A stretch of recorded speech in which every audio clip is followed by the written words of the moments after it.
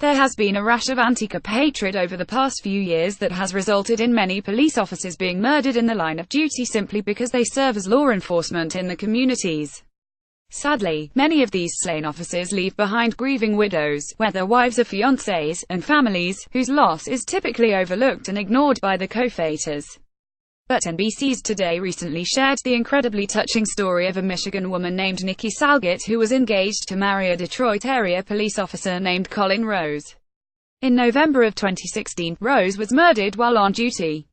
After her fiancé's death, Salgett reached out to an old friend who happened to be a professional photographer with a special request.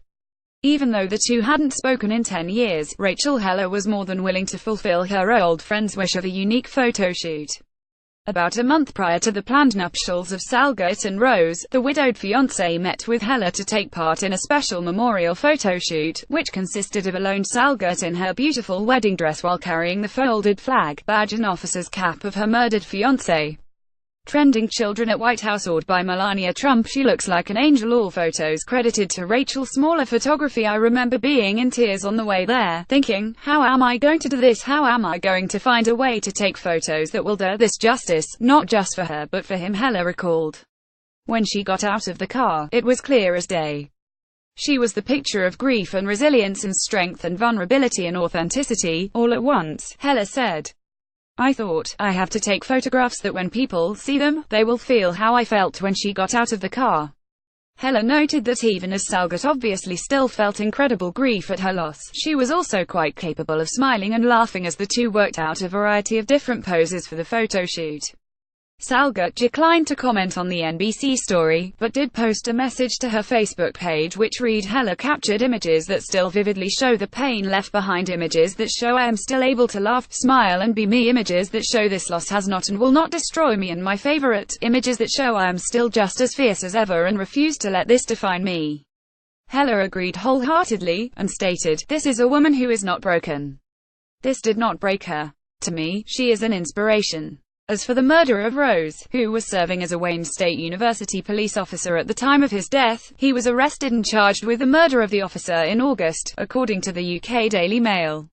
Related guest speaker hands out anti-military propaganda to kids at school. That man, 60-year-old Raymond Durham, had been arrested and charged with attempted murder in March when he opened fire on two other Detroit police officers, who thankfully survived the attack. DNA evidence from the crime was used to link Durham to the murder of Rose.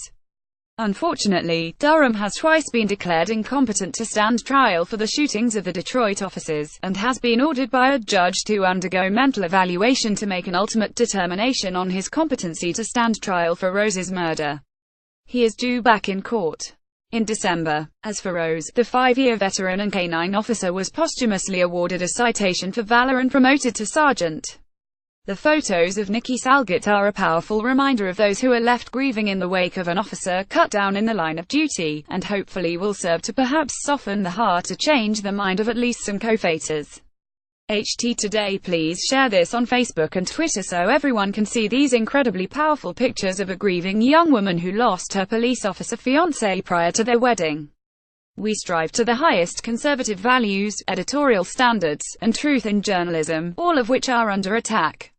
Your donation funds the fight against mainstream media corruption and helps us reach millions of readers with the truth.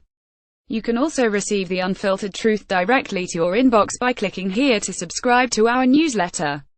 We can also alert you to breaking news if you click here to sign up for notifications.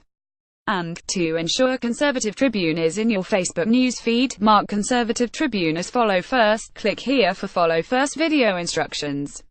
Sincerely, Josh Manning, Site Director, Conservative Tribune.